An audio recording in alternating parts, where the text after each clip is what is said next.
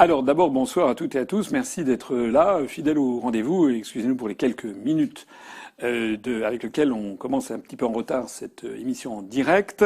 On poursuivra d'ailleurs un petit peu au-delà de 22h30 pour que l'émission dure à peu près 2 heures.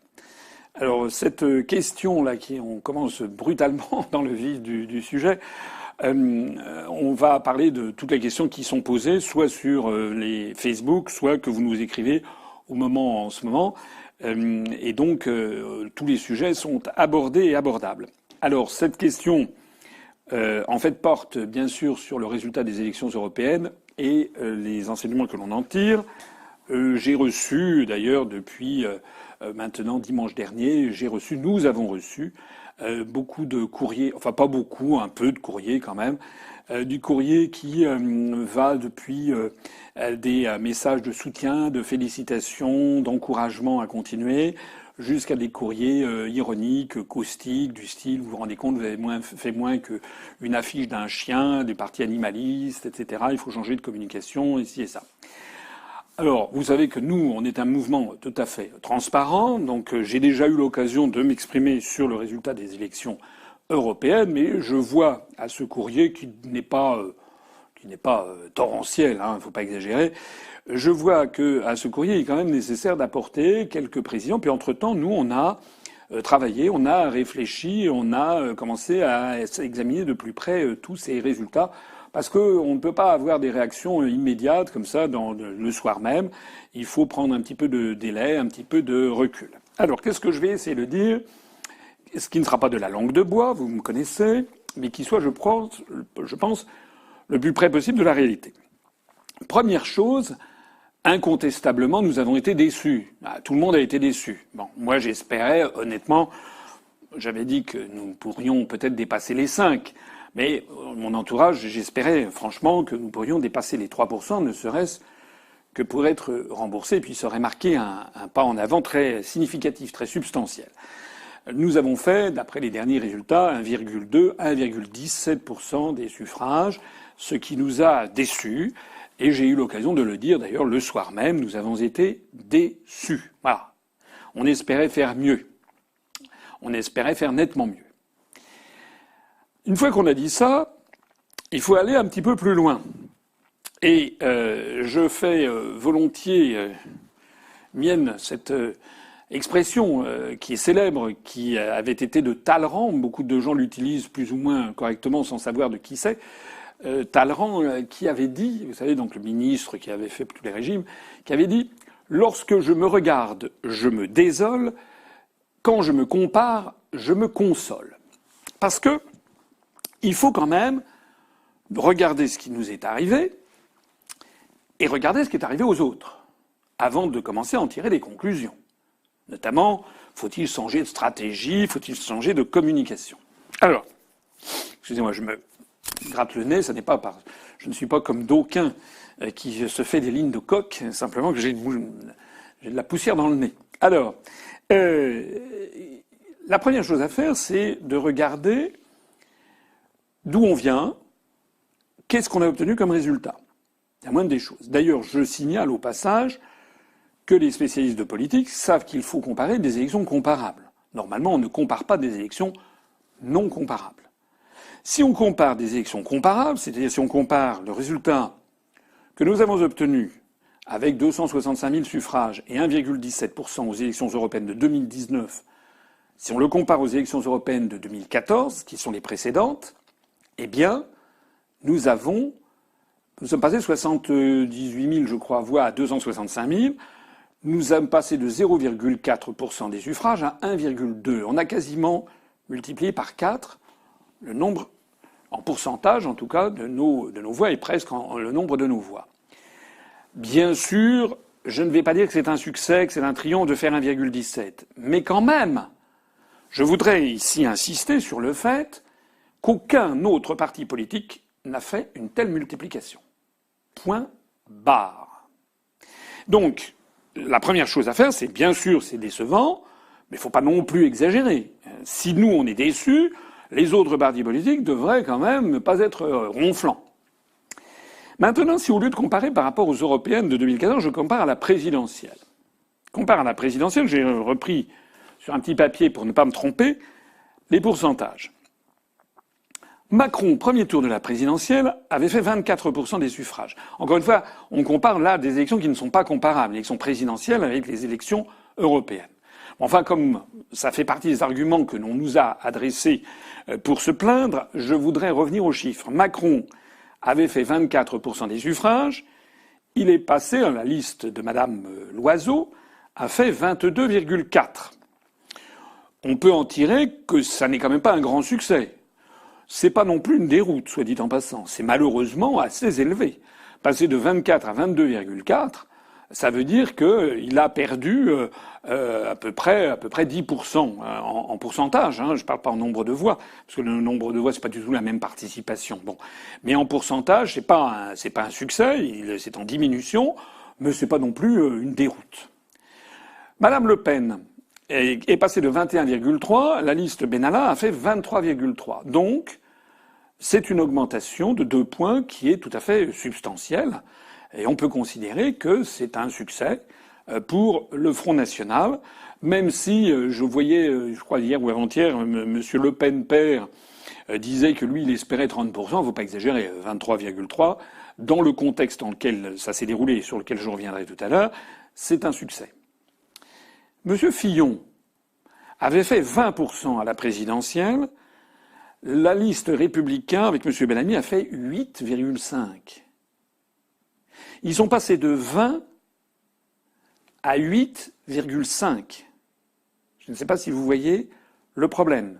Ça fait quand même moins 60% en pourcentage, je ne parle même pas en nombre de voix. C'est un désastre. En tout cas, comparativement, c'est un effondrement. On voit bien d'ailleurs ce qui se passe ces jours-ci. Madame Pécresse a démissionné. Je vois aujourd'hui même le maire de Quimper a démissionné pour rejoindre Macron. Les Républicains sont, à mon avis, lancés dans une spirale d'autodestruction. M. Mélenchon avait fait 19,6% au premier tour de la présidentielle. La liste France Insoumise a fait 6,3%. C'est-à-dire que en pourcentage, encore une fois, je ne parle pas du nombre de voix, parce que c'est pas comparable du fait de la participation, c'est bien pire en nombre de voix. En pourcentage, le pourcentage de France Insoumise a été divisé par 3. Par 3. Ça explique d'ailleurs les remous qu'il y a avec Madame Clémentine Autain, etc., etc. Monsieur Hamon, le Parti socialiste, et il était au Parti socialiste en 2017, avait fait 6,4% des voix au premier tour. Là, à les élections européennes, le Parti socialiste, cette fois-ci représenté par M. Glucksmann, a fait 6,2%, c'est-à-dire une décrue, légère, mais une décrue par rapport au score. Mais c'est un petit peu comme Mme Le Pen ou comme M. Macron, ça reste un peu dans les mêmes étiages. On reste, il y a une assez grande stabilité, alors que l'effondrement spectaculaire, c'est les Républicains et c'est la France Insoumise. M. Dupont-Aignan, lui, avait fait au premier tour de la présidentielle 4,7 et là, aux élections européennes, a fait 3,5. C'est-à-dire qu'il a quand même il a perdu presque, pas tout à fait, il a perdu 30% en pourcentage. Il a perdu 30%. Nous, dans ces circonstances, alors évidemment, on a fait un petit score, mais on est les derniers venus dans l'histoire. Mais nous, on est passé à la présidentielle de 0,92 à 1,2, 1,17. De 0,9 à 1,2. Donc, parmi toutes les listes que je viens de parler, je pourrais en citer bien d'autres. En fait, non seulement nous sommes le parti qui avons le plus grimpé par rapport aux élections précédentes comparables, c'est aux européennes de 2014. Deuxièmement, en pourcentage, même si nous restons en effet dans un score faible, très faible, je suis d'accord, mais on monte. On monte. Qu'est-ce qu'on aurait dit si au lieu de faire 0, quand on était 0,9, on était passé à 0,3? C'est le pourcentage de décrue de la France Insoumise. Ou si on était passé à 0,45, c'est le pourcentage de décrue des Républicains. On monte. Certes, c'est lent, je vais y revenir dans un instant, mais on monte. C'est la première chose que je voudrais dire. La deuxième chose que je voudrais dire, c'est qu'on examine, on va d'ailleurs écrire au CSA, on rendra public le courrier, les couvertures médiatiques des plus grands médias à notre égard. Des plus grands médias à notre égard. Pour TF1, c'est extrêmement simple, j'ai eu droit à 0 heure, 0 minute et 0 seconde. L'organisme qui formate le plus l'opinion publique en France, TF1, nous a donné 0 heure, 0 minute, 0 seconde. Alors je sais bien qu'il y a des gens qui disent oui, ça y est, il est en train de rejeter ça sur les médias. Oui, exactement, et personne ne me fera varier d'un iota. À quoi sert le CSA? Le CSA sert justement à éviter une trop grande injustice dans l'accès aux médias, parce que tous les politologues du monde savent qu'il y a une corrélation extrêmement forte entre le passage dans les grands médias et le résultat dans les urnes. C'est pas une corrélation parfaite, heureusement, mais c'est une forte corrélation. Le deuxième organisme qui formate, la deuxième institution qui formate l'opinion publique des téléspectateurs, c'est BFM TV. Alors BFM TV, le CSA a publié ces jours-ci la liste des candidats des listes aux européennes avec le temps de passage. Entre le 15 avril et le 19 mai, c'est-à-dire pendant la période cruciale, c'est la dernière que l'on connaît, la période dite de cristallisation de l'opinion publique, nous avons eu droit royalement à 7 minutes 57 secondes. 477 secondes, dont d'ailleurs une partie non négligeable pour nous taper dessus. Qu'ont obtenu les autres? Je signale à tout hasard, pour que vous voyiez le scandale de la couverture médiatique qui nous a été offerte, que M. Renaud Camus, avec sa liste, la ligne claire dénonçant le prétendu, grand remplacement, etc., M. Camus a eu droit à 12 minutes sur BFM TV. Il a fait quelque chose comme 1800 voix, quand nous, on en a fait plus de 265 000. Est-ce que vous trouvez ça normal? Je signale que M. Philippot a eu droit, sur BFM TV, à 1h13 minutes, c'est-à-dire qu'il a eu droit à 10 fois plus de temps de parole que l'UPR. Et en plus, a été invité à l'émission finale de BFM TV avec 11 candidats, quand j'en ai été exclu. Je rappelle que M. Philippot a fait 0,65%, c'est-à-dire qu'on a fait presque 2 fois plus que M. Philippot. Pas tout à fait. 0,81, 10, quelque chose comme ça. 90% de plus. Je signale que la France insoumise, toujours sur BFM TV, a eu 44 fois plus de temps de parole que nous.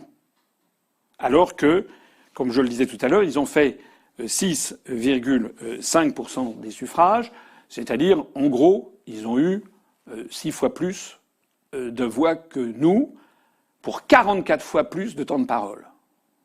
Je signale que le Front National, enfin le Rassemblement National, a eu, je crois, quelque chose comme 100 fois plus de temps de parole sur BFM TV. Hein.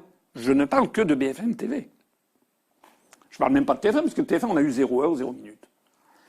Donc le Rassemblement National a eu 100 fois plus de temps de parole que nous, pour avoir 19,5 fois plus de voix. Donc je voudrais quand même bien que toutes les personnes qui m'écoutent mesurent l'extraordinaire, j'ose le mot, persécution médiatique dont nous sommes victimes. Est-ce que vous vous rendez compte que BFM TV a donné plus de temps de parole à M. Renaud Camus qu'à nous? Et m'a exclu en plus du dernier débat en mettant M. Philippot en avant, alors qu'on a fait 2 fois plus de voix en définitive que M. Philippot. C'est l'exemple de BFM TV, on pourrait prendre à l'identique sur quasiment toutes les chaînes de radio et de télévision.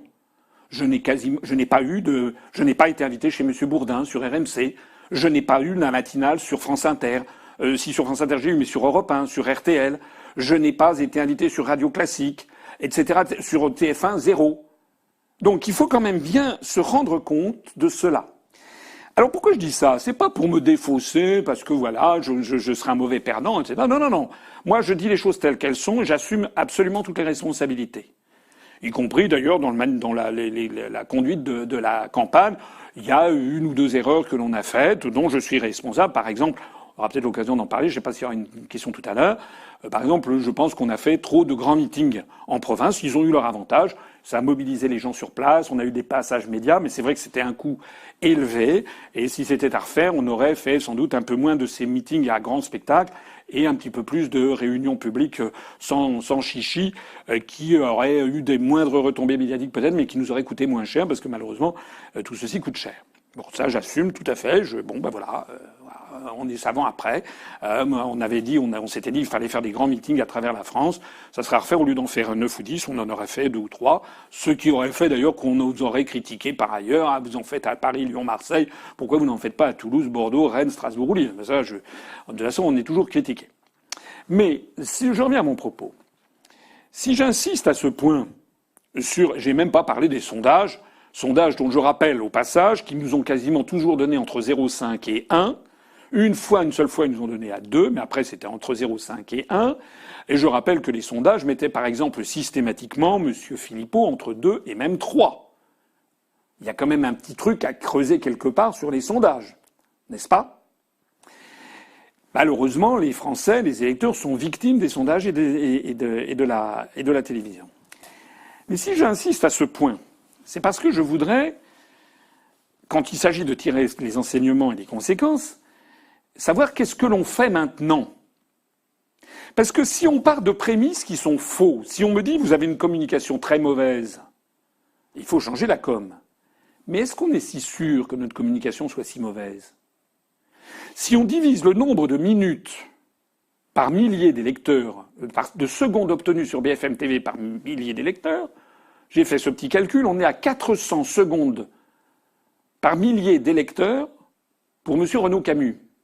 On est à quelque chose comme 38 secondes par millier d'électeurs pour M. Philippot.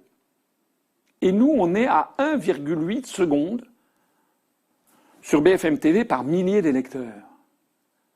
Ça veut donc dire que si les chiffres ont un sens, ça veut dire que notre communication, elle est extraordinairement remarquable.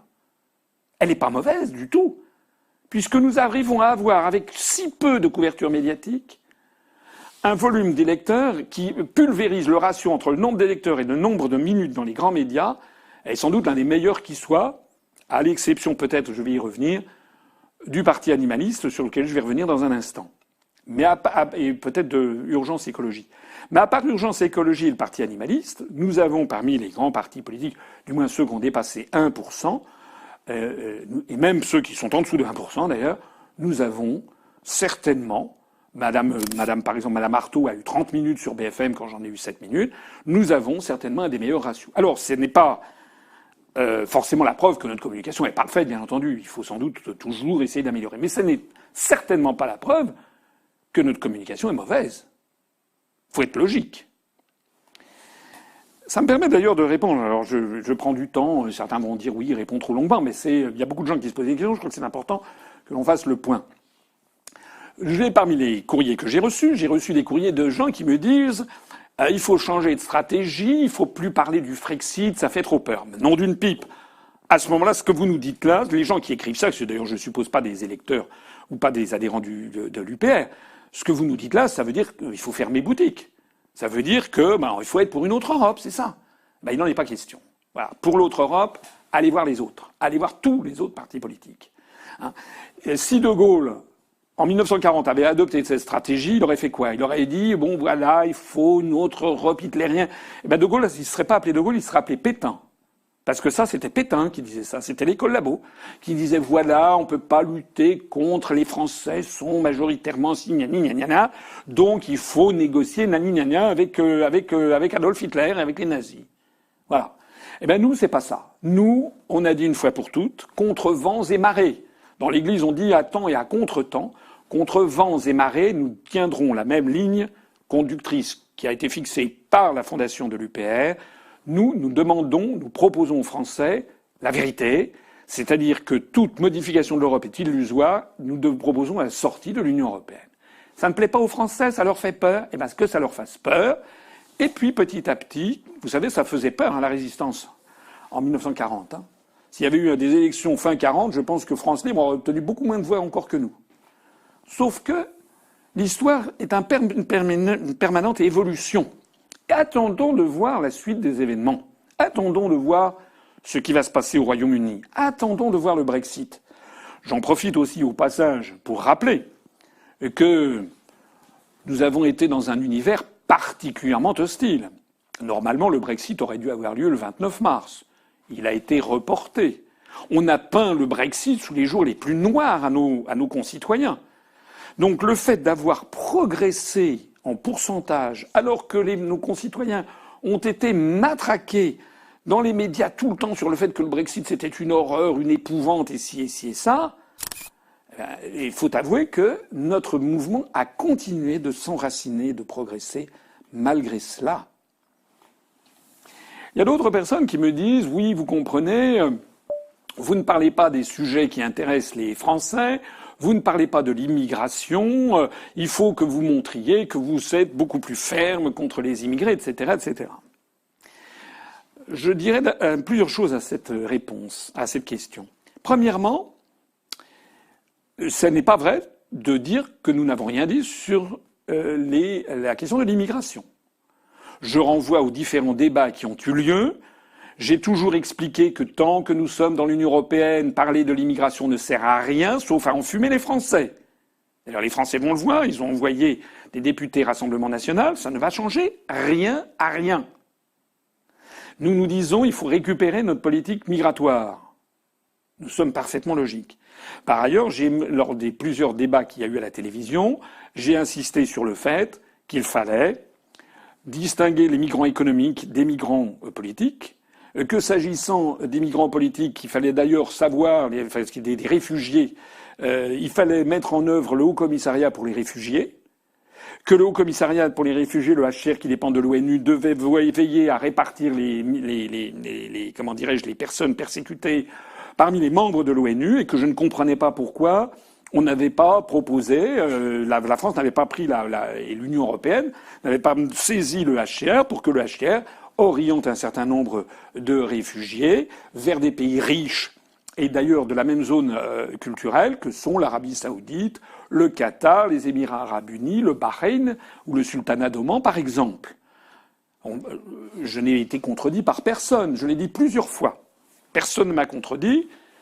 On ne peut pas dire que j'en ai pas parlé. S'agissant des migrants économiques, j'ai dit et répété que de toute façon, tant que la France serait dans l'Union européenne et qu'elle orienterait massivement son aide vers des pays de l'Est ou vers les pays baltes ou vers les pays de l'Est européen plutôt que de l'orienter vers les pays du Sud, on risquait d'avoir les mêmes phénomènes que nous, on proposait justement de réorienter vers les pays du Sud.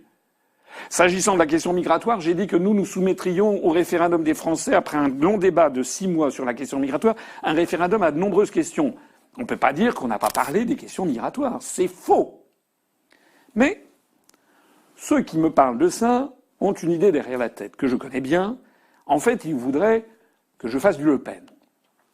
Alors d'abord, ce serait une trahison de la charte fondatrice de l'UPR, puisque à l'UPR, il y a des gens venant de tous les horizons, y compris des anciens électeurs du FM, des anciens électeurs de gauche, de droite, du centre, etc.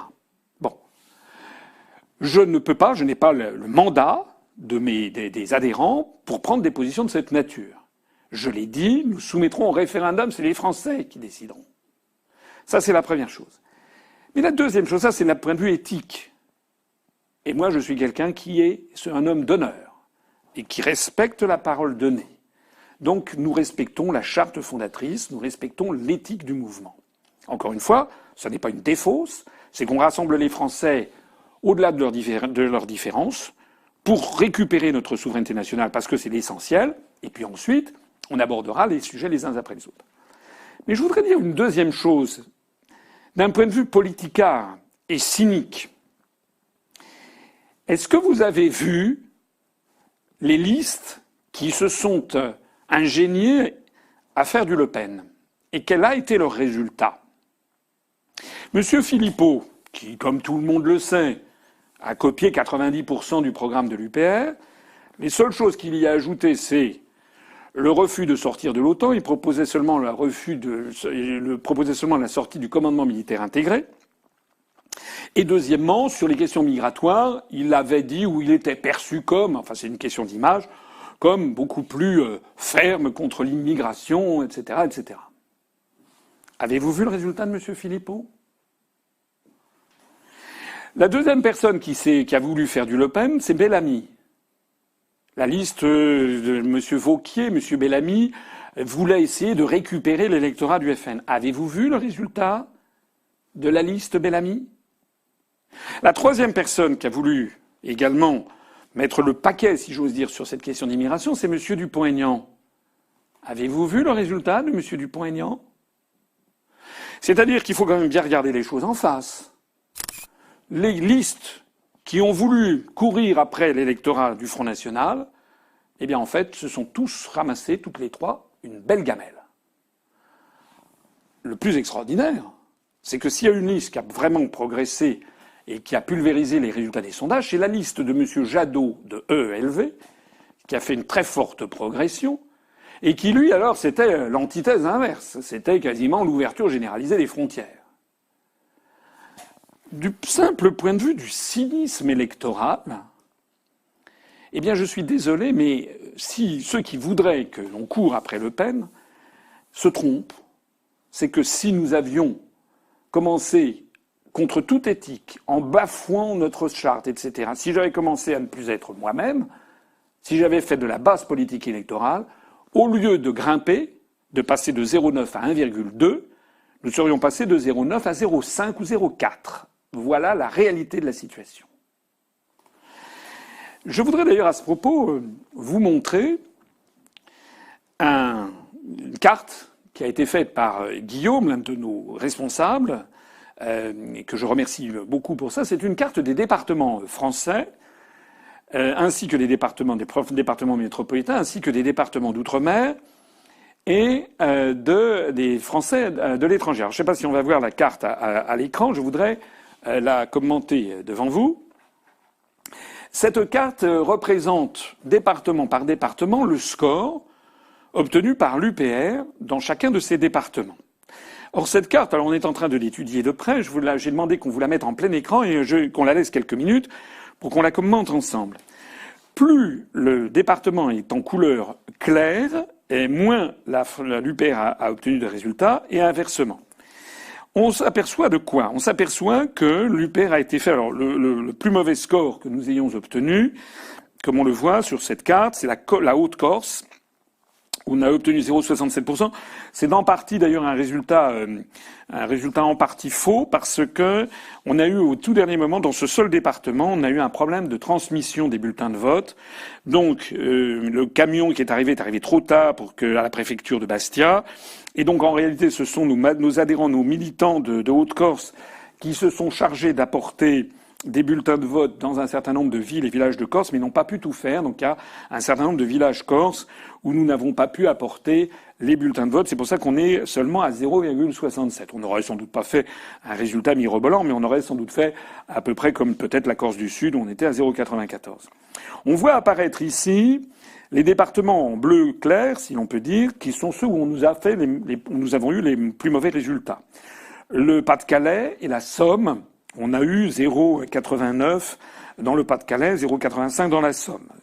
Pourquoi? C'est sans doute des départements, d'abord où le Front National est très fort, et le Front National, le Rassemblement National a eu tendance à phagocyter les voix des autres partis, et puis il faut reconnaître également que ce n'est pas forcément les départements où nous sommes les plus actifs en termes de militantisme sur place, quoiqu'on a quand même une bonne équipe dans la Somme pour coller des affiches. Enfin, j'y reviendrai tout à l'heure.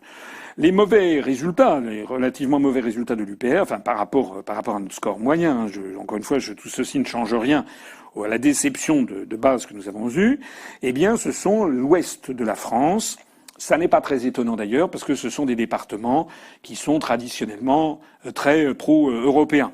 Je signale par exemple l'Ille-et-Vilaine 0,89, 0,89 également dans les Côtes-d'Armor, 0,85, 0,86 dans la Sarthe et en Mayenne, 0,89 en Vendée, 0,87 dans les Deux-Sèvres. Voilà, donc il y a aussi dans le Massif central, on a eu 0,89 en Haute-Loire, voilà 0,9, ça doit être l'Aveyron, je crois. Donc ce sont des scores 0,89 dans l'Allier, ce sont des scores les plus mauvais que nous ayons obtenus. Ça nécessite d'ailleurs, pour un certain nombre d'entre eux, ce sont des départements où notre militantisme de terrain est l'un des plus faibles. Et puis, à contrario, où est-ce que nous avons fait nos meilleurs scores? Nos meilleurs scores, on les a fait dans les départements qui sont enfoncés. S'agissant de la métropole, vous voyez des scores qui dépassent 1,3, notamment dans les deux Savoies, Haute-Savoie et Savoie, 1,32, 1,38. Les Alpes-Maritimes, les Alpes de Haute-Provence, le Var, 1,35, 1,33, 1,36. 1,34 en Ardèche, 1,31 dans l'Hérault, 1,36 dans les Hautes-Pyrénées, je crois. Et puis, non, c'est l'Ariège, pardon. Et puis 1,33 dans le Gers. Ça, c'est pour tout le sud de la France. Vous voyez d'ailleurs que dans le sud de la France, globalement, on a plutôt des bons résultats. C'est d'ailleurs souvent corrélé à un très bon militantisme de terrain. Par exemple, dans le Gers, Benoît Mataran, qui fait partie du Bureau national, est un excellent délégué départemental qui fait beaucoup de travail de terrain. On a un résultat, c'est sensible. La même chose dans l'Hérault, la même chose, on a des militants très actifs en Ardèche, dans les Alpes-Maritimes, dans les Alpes de Haute-Provence. Je salue Frédéric Robert. Je salue l'action de David Pochet pour la région PACA.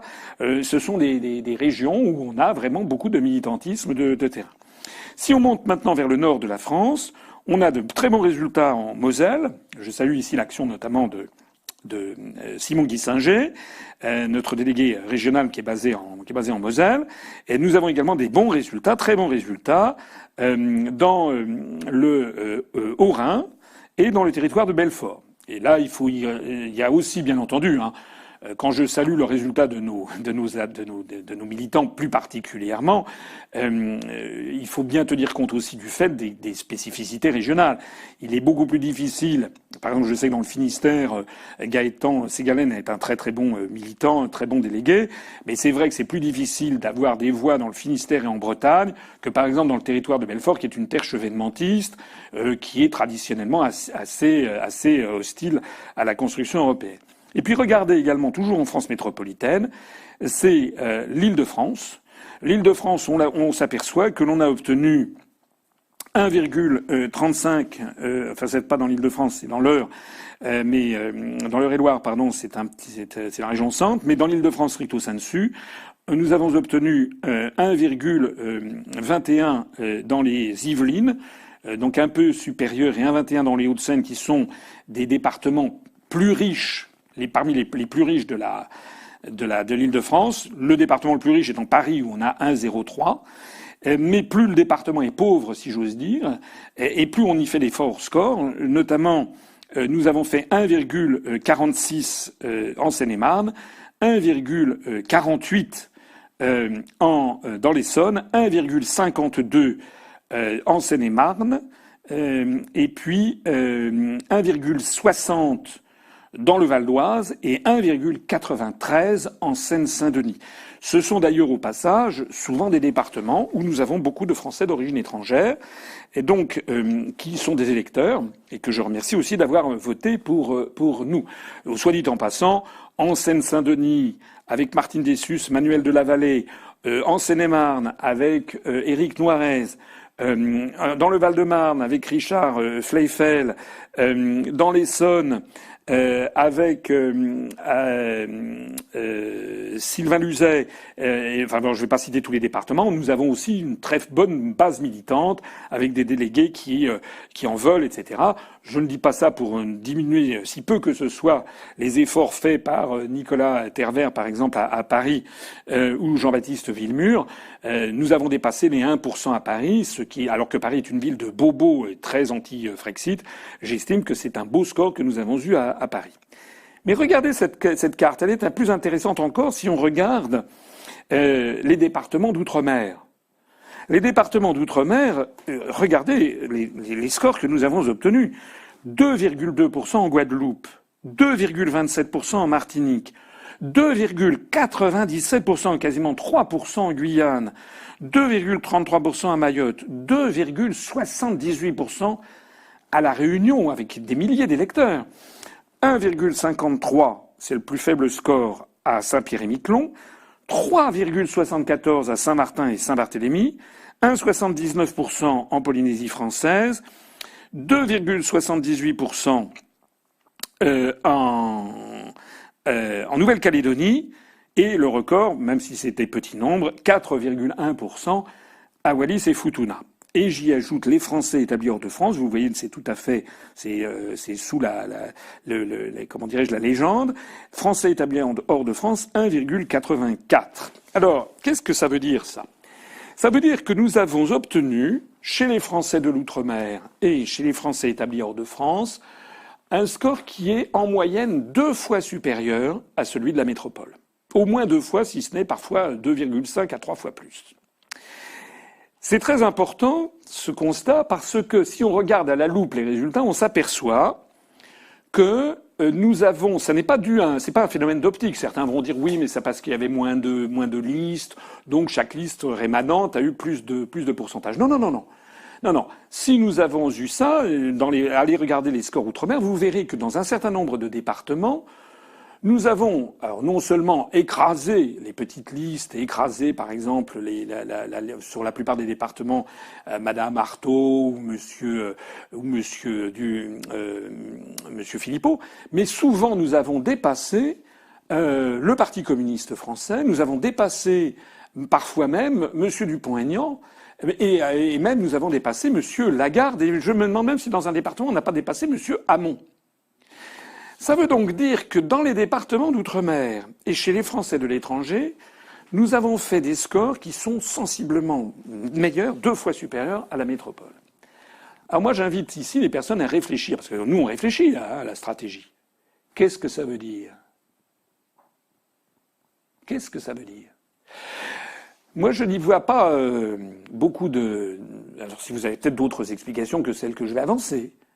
Mais moi, je pense que l'une des explications... Il y a 2 explications importantes. La première, c'est que, vu de l'outre-mer, l'Europe paraît très lointaine. Alors, c'est vrai partout. C'est a fortiori vrai en Nouvelle-Calédonie, en Polynésie ou dans l'île de Saint-Barthélemy, qui ne sont plus dans l'Union européenne, qui n'ont jamais été, comme la Nouvelle-Calédonie, Wallis et Futuna, la Polynésie française, ou comme la Saint-Barthélemy, qui en sont sortis. Donc, pour eux, ça ne leur paraît pas absurde de vouloir sortir de l'Union européenne. Donc, il n'y a pas cette réticence psychologique qu'on a mis dans le crâne des Français de métropole. Ça me paraît la première grande raison. Mais la deuxième grande raison, c'est que ces Français qui vivent à l'étranger ou qui sont dans l'outre-mer, ils ne regardent pas TF1, ils ne regardent pas BFM, ils n'écoutent pas Europe 1, ils n'écoutent pas RTL, ils n'écoutent pas, etc. C'est-à-dire que le vecteur de communication outre-mer, c'est essentiellement soit RFO, soit des radios et télévisions locales qui reçoivent beaucoup plus fréquemment les représentants de l'UPR qu'en métropole. J'ai déjà eu l'occasion de le dire maintes fois, nous avons un accès beaucoup plus, c'est pas Byzance, mais on a un accès quand même normal et plus régulier, plus fréquent dans ces médias locaux qu'en métropole. On a La Réunion, par exemple, ou bien en Guadeloupe, en Martinique, en Nouvelle-Calédonie. J'ai même d'ailleurs fait une communication par téléphone en Nouvelle-Calédonie avec la radio RBB, Radio Rythme Bleu, RRB, pardon. On a un accès normal et on n'a pas en revanche l'opération de lavage de cerveau qui est administrée par les grands médias suivie par le CSA. Alors, on est en train de regarder ça de plus près, mais on va écrire au CSA parce que on voit dans ces résultats à l'étranger outre-mer un indice puissant de l'impact qu'ont les grands médias nationaux sur les électeurs métropolitains. S'il n'y a plus ces grands médias nationaux, les électeurs français qui sont à l'étranger et outre-mer, ils ont une scène médiatique qui est plus diversifiée, qui nous est moins hostile systématiquement, qui terrorise moins les électeurs. Et j'ajouterai en plus que ce sont des Français qui s'informent aussi davantage par Internet et qui plus facilement trouvent nos analyses. C'est dire à quel point il est important d'avoir tout ceci à l'esprit, parce que pour la suite des événements, je vais m'arrêter là parce qu'on me fait signe qu'il y a beaucoup d'autres questions, mais je crois que c'est quand même une question que tout le monde se pose. Et puis je ne veux pas donner l'impression, si peu que ce soit, de prendre la tangente, c'est pas mon style. Je veux dire, nous réfléchissons à la suite des événements. On va d'ailleurs avoir le prochain week-end, pas celui-ci, mais le suivant, nous avons une réunion du Bureau national le vendredi, et le samedi suivant, nous avons une réunion du Conseil national, et nous allons examiner ensemble la stratégie, la tactique et la stratégie à suivre dans la matière. Mais le problème numéro un auquel nous sommes confrontés, c'est quand même toujours et avant tout les grands médias et les instituts de sondage. Alors une fois qu'on a dit ça, il y a des gens qui disent oui, mais ça vous ne le changerez pas, donc il faut faire autre chose. Bah oui, mais non, c'est là le problème. On ne va pas changer de communication, alors que notre communication, jusqu'à preuve du contraire, les ratios dont je parlais tout à l'heure n'est pas du tout en cause. Hein. Je ne suis pas du tout certain que si on changeait la communication, ça nous rapporterait des voix. Je suis même certain du contraire. Parce que je voudrais terminer sur un propos plein d'espoir. J'en parlais cet après-midi même avec Éric Noiret, notre délégué de Seine-et-Marne, qui me disait, et ça c'est quelque chose que j'ai vu partout, nous avons eu un bien meilleur accueil que pendant l'élection présidentielle, pour ne même pas parler des élections européennes. Et ça n'est pas parce que le score que nous avons obtenu est en deçà de nos espérances, que le travail souterrain de germination des idées ne se poursuit pas. Beaucoup de gens ont commencé à porter sérieusement intérêt à nos analyses. Ils n'ont pas encore sauté le pas. Les Français sont prudents, ils hésitent ici et ça. Ils entendent des choses diverses et variées. On nous a dépeint sous les jours les plus sombres. On a fait croire que le Brexit serait une abomination. Laissons un peu de temps au temps. Alors je sais qu'il y a des gens qui disent oui, mais vous comprenez, dans 30 ans on sera toujours là. Oui, d'accord. Est-ce que vous avez un moyen de faire autrement? Les impatients doivent tenir compte du temps. Ils doivent tenir compte du temps, ils doivent tenir compte aussi de l'émiettement. Hein. J'en ai pas parlé, c'est un sujet très important. Il y avait 34 listes. Et nous, on nous a mis dans les pattes M. Lalanne. Vous avez vu, on l'a sorti, hop, d'un chapeau, on l'a remis. Hein. Il représentait rien. Il a fait 0,6. Je pense que si M. Lalanne n'avait pas été là, il y a peut-être 0,4, 0,5 points qui seraient allés dans notre escarcelle. Voilà. On a également ultra médiatisé M. Philippot, je n'y reviens pas. Mais les électeurs préfèrent l'original à la copie, et c'est la raison pour laquelle nous avons progressé, nous avons dépassé les 1, on est quasiment à 1,2. C'est encore une fois pas de quoi en faire un triomphe. Mais il faut regarder ça de façon sereine, objective et pleine d'espoir. Parce que, comme me le disait Éric Noiret, avec lequel j'en parlais tout à l'heure, sur le terrain, il y a beaucoup de gens maintenant qui s'intéressent à nous. Et ils attendent. Ils attendent de voir qu'est-ce que ça va donner, là, ces élections, gna, et puis qu'est-ce que ça va donner le Brexit. Je voudrais rappeler, et je terminerai là-dessus, que M. Nigel Farage, quand il a créé le UKIP, au bout de 10 ans, il faisait 2% des suffrages. Hein, ça fait 28 ans.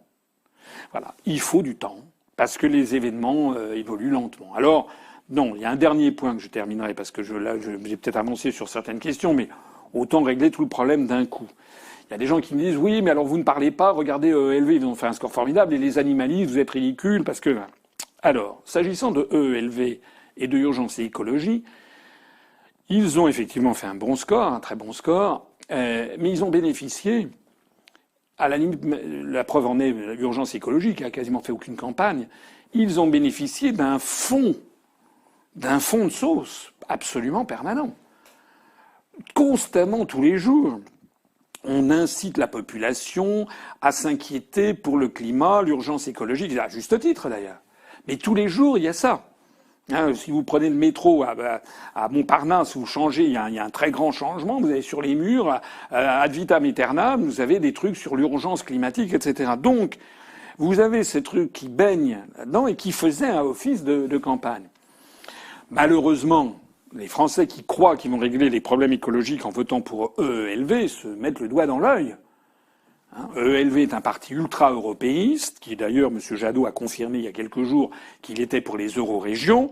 M. Jadot a dit qu'il voulait modifier les traités. Mon œil, il ne modifiera strictement rien. D'ailleurs, il est député européen depuis un certain nombre d'années. EELV, simplement, capitalise sur ça, mais EELV soutient une construction européenne qui est antinomique de l'écologie. Hein, je l'ai dit pendant la campagne, dit et redit, on ne peut pas être à la fois pour l'Union européenne, avec son ultra-consommation, son hyper-productivisme en matière agricole, les délocalisations massives qui favorisent une noria de porte-conteneurs, etc., depuis la Chine ou depuis les pays d'Asie du Sud-Est, et se présente par ailleurs en faveur de la protection de l'environnement et de la nature. C'est contradictoire. Quant au parti animaliste, je terminerai là-dessus. On m'oppose ça. Qu'est-ce que j'y peux, moi? J'ai beaucoup de respect pour les animaux. J'ai beaucoup de respect pour le bien-être animal. C'est une cause noble qui attire l'attention des Français. Mais quand même, au moment où il y a un agriculteur qui se suicide en France tous les 2 jours, au moment où les Français basculent dans la pauvreté de plus en plus nombreux, au moment où il y a une augmentation de la pauvreté qui fait qu'il y a des SDF un petit peu partout maintenant en France, au moment où la France est complètement sous le joug de l'OTAN et mène des guerres illégales ici ou là en faisant des milliers de morts, en contribuant notamment par des exportations militaires comme vers l'Arabie Saoudite, le Qatar, les Émirats Arabes Unis, etc., à financer ou à armer Daesh, comme on l'a vu en Syrie, ou maintenant à aller frapper des populations civiles innocentes au Yémen. Voter pour une liste pour le bien-être animal me paraît quand même un peu déraisonnable. Ça montre en fait qu'il y a des gens qui, malheureusement, ayant été dégoûtés par les élections, n'ayant plus confiance dans les partis politiques, se disent « oh ben voilà, ce petit chien, il a l'air mignon, je vais voter pour lui ». Alors c'est triste, ça témoigne simplement d'une espèce de dégradation du civisme et du sens civique. Encore une fois, je suis tout à fait favorable à la protection des animaux. D'ailleurs, quand j'étais allé au dernier débat sur France 2, il y avait une manifestation du parti animaliste. J'étais allé voir, j'avais discuté très gentiment avec les manifestants qui m'avaient fait très bon accueil. On avait discuté avec eux. Et en fait, ils me disaient que ce que je disais était très bien. Parce que, effectivement, la cause numéro 1 de la souffrance animale, c'est quand même, là aussi, l'agriculture hyper intensive, le fait qu'on transporte des carcasses d'animaux ou même des animaux vivants d'un bout à l'autre de l'Europe, les fermes ultra-productivistes, les fermes de 1000 vaches, etc. Tout ça découle directement de cette espèce de dieu argent, de dieu profit qui est sécrété par les traités européens. Plutôt que de voter pour le parti animaliste, qui est une cause, mais qui est une cause quand même minime par rapport à l'étendue des problèmes de la France, eh bien, je pense que les personnes qui ont voté pour le parti animaliste auraient mieux fait de voter pour un parti comme l'UPR, qui se proposait, lui, de remettre en cause les traités européens et donc de s'attaquer à la cause des problèmes d'origine. Malheureusement, il y a parmi les électeurs des gens, beaucoup encore de Français qui ne nous connaissent pas. Ils ne l'ont jamais vu, mais ils ont vu une photo d'un petit chien. Voilà. Alors, c'est triste, parce que si je voulais faire une mauvaise blague, je pourrais dire aussi que c'est facile d'avoir un parti qui va récupérer 20% des suffrages.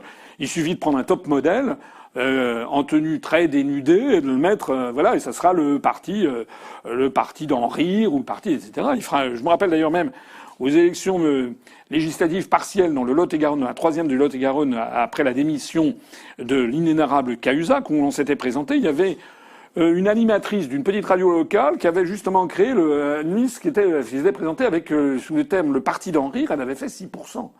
Mais ça, c'est pas bien. C'est pas bien parce que là, je trouve que les Français devraient ne pas considérer les élections comme quelque chose de rigolo. C'est grave.